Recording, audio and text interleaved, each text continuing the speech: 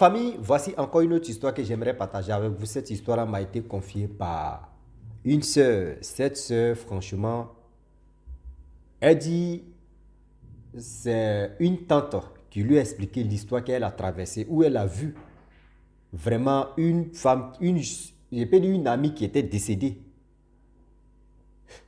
Et c'est l'ami en question qui est décédé, lui a commissionné pour dire non, que, vu que tu es au village, voici des choses que tu vas donner ça à ma mère, plus de l'argent aussi. Elle ne savait pas. J'aimerais vraiment aussi dire à tous ceux qui m'écoutent, quand vous arrivez dans un lieu, tout d'un coup, c'est-à-dire quand vous avez chair de poule, ou si vous avez frisson, dites-vous que soit il y a l'esprit maléfique qui est là, ou soit la personne avec qui vous parlez, la personne n'est pas sur cette terre. Oui. On va quand même écouter l'histoire en question et vous allez mieux comprendre. Mais bien avant que aussi j'explique l'histoire, la fois dernière, j'avais les jolis cheveux, je suis allé me coiffer chez un Camerounais. Je ne sais pas comment il m'a coiffé. Moi-même, j'ai commencé à me plaindre ici. Mes abonnés m'ont appelé pour me demander pardon. Aujourd'hui, je suis allé chez mon meilleur coiffeur, que c'est un Nigérien, qui, vous voyez, c'est Zono. Voilà, c'est lui qui maîtrise ma tête. Je ne sais pas, j'avais ce jour-là même, je ne sais pas si c'était quoi, on m'a livré. Et puis je suis allé chez le gars, il voulait le tester s'il était bon. Voilà comment m'a défiguré, mais l'autre là m'a arrangé. C'est Chono. C'est Zono. Ouais, c'est Rossi. Vous avez reconnu Rossi, non? C'est lui encore. On est dedans. Un seul saut. On va bombarder dedans. Quelle épée? On est dedans. Vous voyez l'histoire, tu commences. La jeune fille dit, elle était à la maison, elle écoutait vraiment des histoires. Mes histoires quand même, a fait des revenants.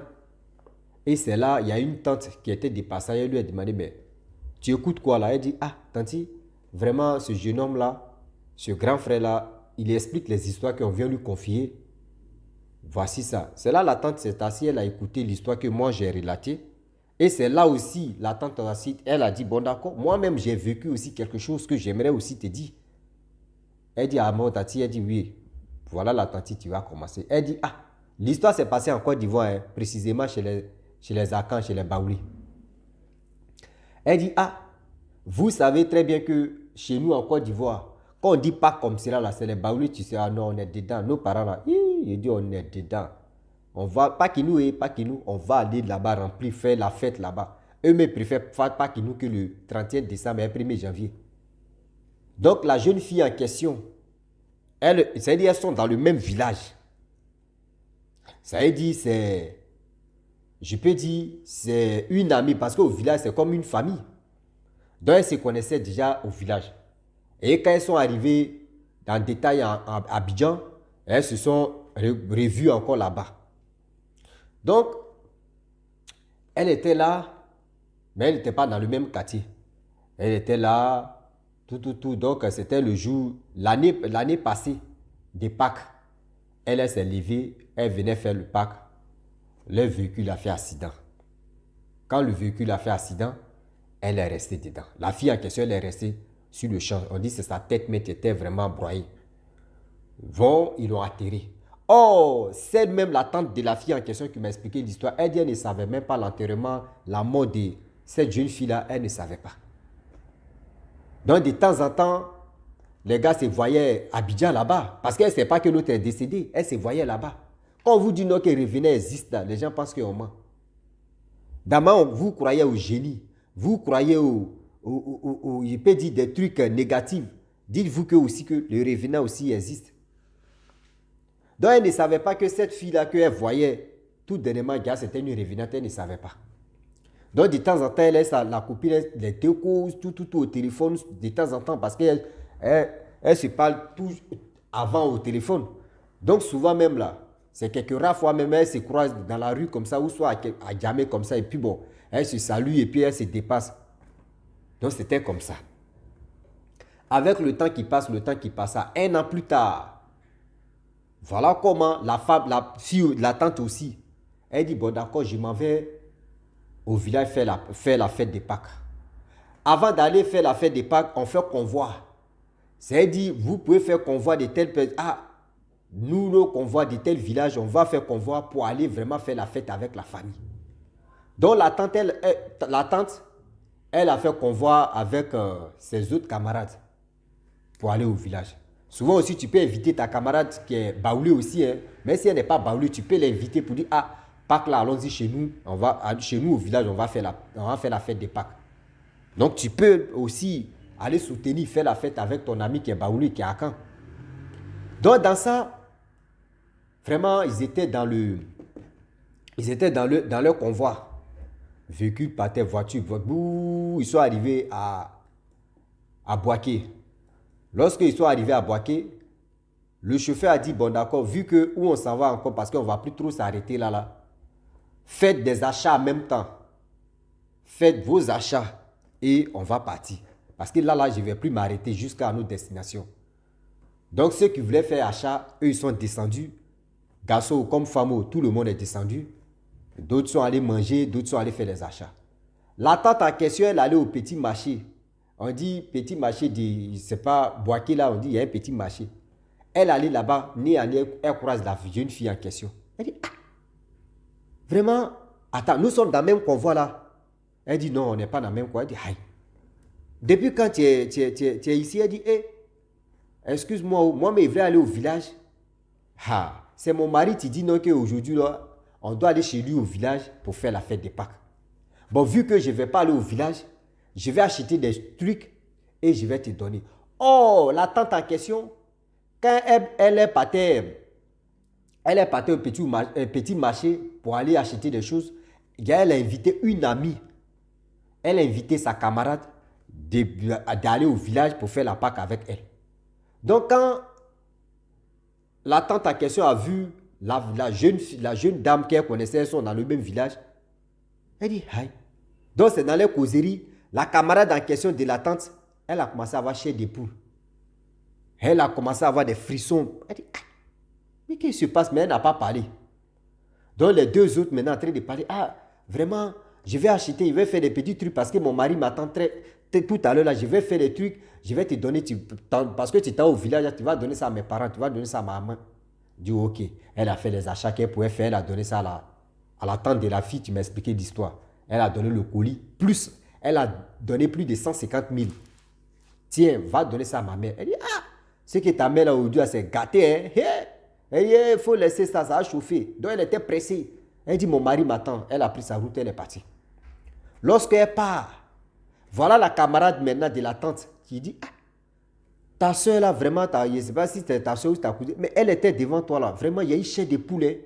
J'ai eu frisson. Elle dit, oh, il faut laisser, on est au marché ici. Tu sais qu'au marché là, il y a des esprits négatifs qui sont au marché ici. Donc, je pense que ce sont ces esprits-là qui ont passé à côté de nous. Donc, c'est ça qui t'a donné chair de poulet. Elle dit, ok.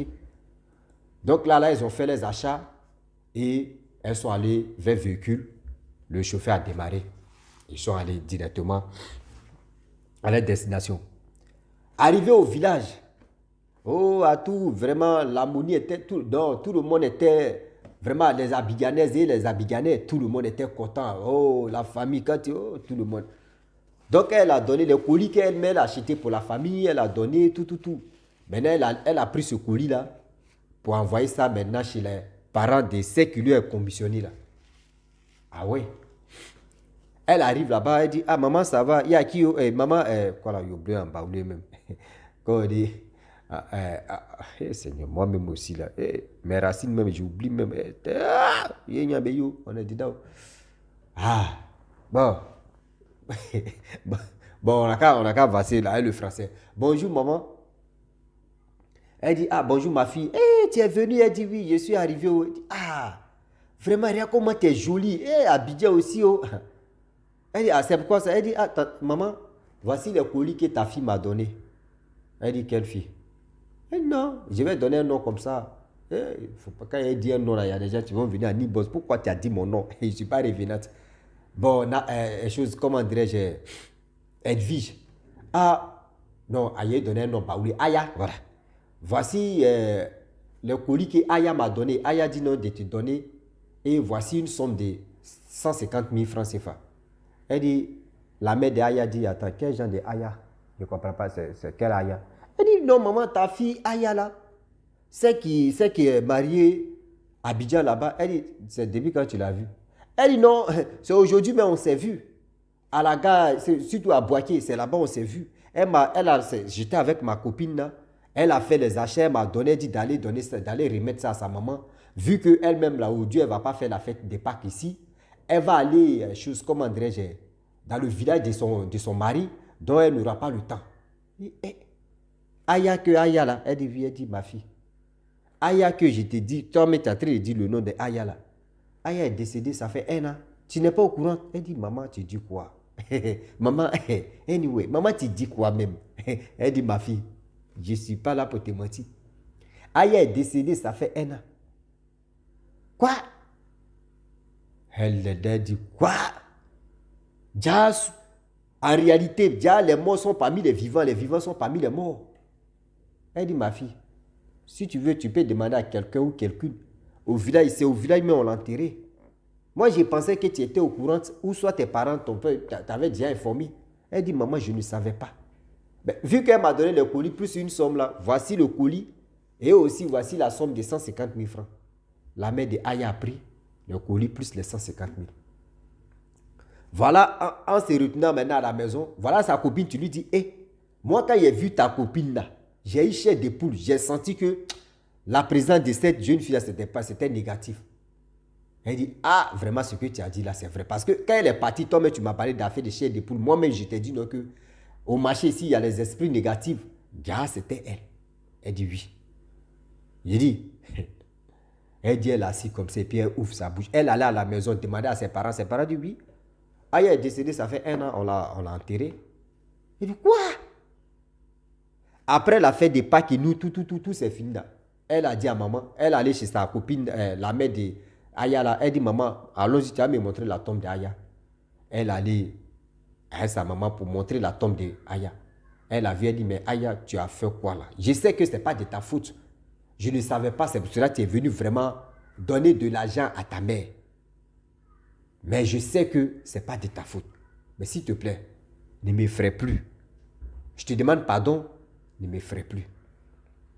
Et voilà comment. Elle a dit, elle s'est excusée, elle a dit, oui, tu ne savais pas.